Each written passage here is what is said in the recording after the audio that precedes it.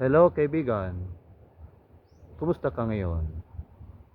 Ako si William B. Comilang Jr., taga Villasis, Pangasinan, now 54 years old, born on March 15, 1970. Alam mo ba na ako ay dating full-time pastor for 12 years at dating English and Filipino instructor sa Daneta City University for 10 years at dating senior high school teacher ng English at Filipino sa Rosales National High School 4 years at Don Ramon E. Costales Memorial National High School tig to 2 years at dating teacher ng private elementary school sa Bible Methodist Christian Academy at the same time school head at dating Bible school teacher sa loob ng 7 years. Ngayon po ako'y teacher muli ng Bible school dito sa amin. Ito po,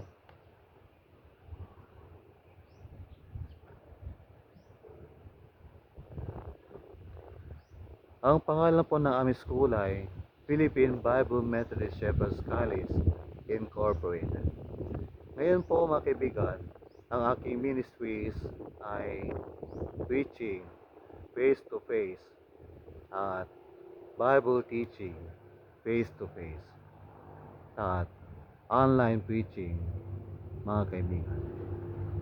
Alam niyo po, aking naranasan, nalasap at nakita ang kabutihan po ng Diyos, ang pagka-mapagbiyaya ng Panginoon Diyos, ang kanyang dakilang kahabagan at katapatan sa aking buhay.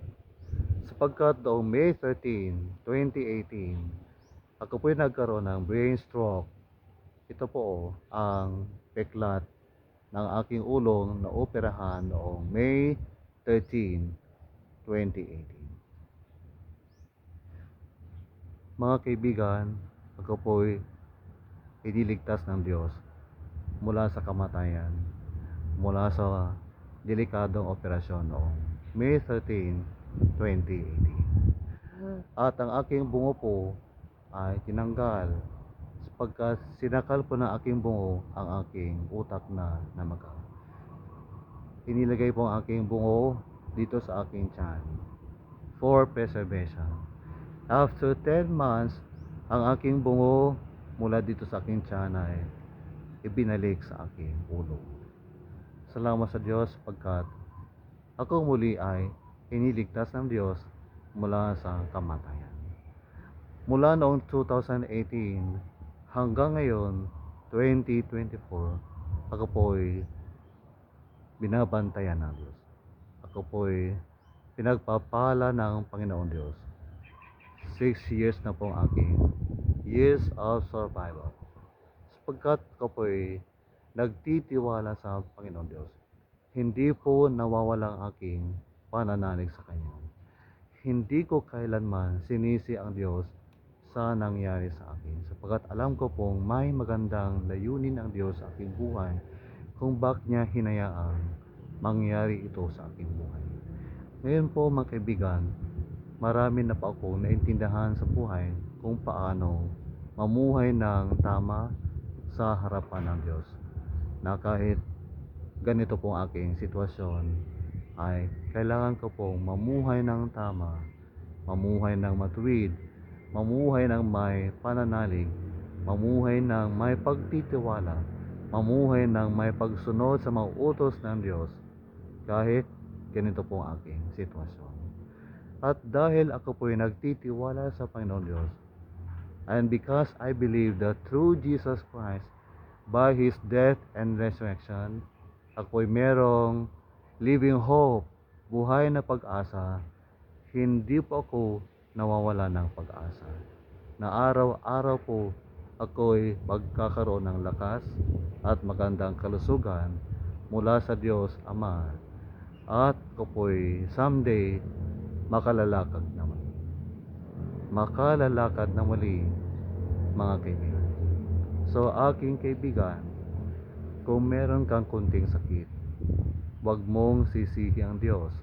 Kung meron kang sakit ngayon, pinagdadaanan, problema, karamdaman, kasawian, kabiguan, kabigatan, at anumang mahirap na sitwasyon sa iyong buhay, hinihikayat kita, aking kaibigan, tumingin ka sa itaas, tumingin ka sa Diyos, at magtiwala ka sa Kanya.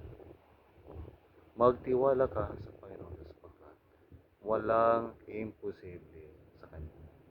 Nasabi nga ng kanta, walang mahirap sa'yo, walang mahirap sa'yo, ikaw ang Panginoon na makapangyarihan, walang mahirap sa'yo, walang mahirap sa'yo, walang mahirap sa'yo, ikaw ang Panginoon na makapangyarihan, walang mahirap sa'yo, walang mahirap sa'yo. Kaibigan, kung hindi mo pa tinanggap ang Panginoong Hesus bilang tagapagligtas na iyong buhay, ito ng araw, ito ng oras para isuko mo ang iyong buhay sa Kanya. Manalig kang ika'y inibig ni Hesus Kristo, kaya siya ay nagdusa, naghirap at namatay sa Kalbaryo sa krus upang ika'y maligtas at tanggapin mo na ika'y nagkasala sa Kanya. Buksan mo ang puso at tanggapin mo si Hesus Kristo, ang pinakamalaking regalo ng Diyos Ama sa iyo upang ika'y magkaroon ng buhay na walang hanggan. Kaibigan, hinihikayat kitang sumunod sa aking dasal bilang pagtanggap sa Panginoong Hesus Kristo bilang tagapagligtas at Panginoon ng iyong buhay. Tayo'y manalangin. Panginoong Hesus, ako'y nananalig na ako'y inibig mo at dahil dito, ika'y namatay sa Kalbaryo, sa krus. Ika'y naghirap, nagdusa para sa aking kaligtasan. Tinatanggap ko, Panginoon, na ako'y nagkasala sa inyo. Patawarin mo ako sa aking mga kasalanan sa inyo. Pakalinisin mo ang aking puso at aking sinusuko ang aking buhay sa inyo. Tinatanggap kitang Panginoon bilang tagapagligtas at Panginoon na aking buhay. Tulungan mo akong mamuhay ng matuwid at banal sa iyong harapan. Nais kong sundin ang iyong kalooban. Turuan mo akong lumakad ng tama sa iyong harapan araw-araw. Patuloy mo akong pagpalain. Amen. Kaibigan, kung meron kang sakit, problema ngayon, nais kitang ipagdasal. Manalig ka kay Jesus na walang imposible sa Kanya. Magdasal tayo. Panginoong Jesus, walang mahirap sa iyo, walang imposible sa iyo. Nang ika'y narito sa lupa, pinagaling mo ang mga taong may sakit, pinakain mo ang mga taong gutom, inyong pinalayas ang mga demonyo na nangalipin sa mga tao. At ngayon, Panginoon, aking hinihiling sa inyo, sa inyong pangalan at sa pamamagitan ng inyong malatay, ay inyo pong pagalingin ang taong may sakit na ito ngayon. Panginoon, mahabag ka sa Kanya, palayain mo siya mula sa sakit na kanyang nararamdaman. O Jesus, walang mahirap po sa inyo. Tulungan niyo siya at anuman ang kanyang pinagdadaan ngayon, ay inyo po siyang tulungan. Bigyan ng solusyon ang kanyang problema. Kung problema sa relasyon na mag-asawa, relasyon ng mga magulang sa anak, relasyon ng mga magkakapatid, magkakaibigan, ng mga mananampalataya, mga magkakapitbahay, ay Panginoon, aking hinihiling po sa inyo na kumilos ka pa kupo at magbigay ng katugunan sa bawat dasal ng mga tao. Salamat po, Panginoong Jesus. Ikaw ang aming matibay na sandigan.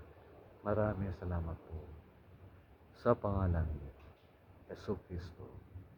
Amen. Maraming salamat sa panonood ng video nito.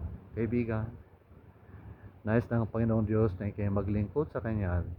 Pumunta ka sa pinakamalapit na simbahan sa inyo para purihin, sambahin ang Diyos at matuto mula sa Kanya, pag-aral ng Biblia at magdasal sa Kanya upang ikay lumago sa iyong pananalig sa Diyos. God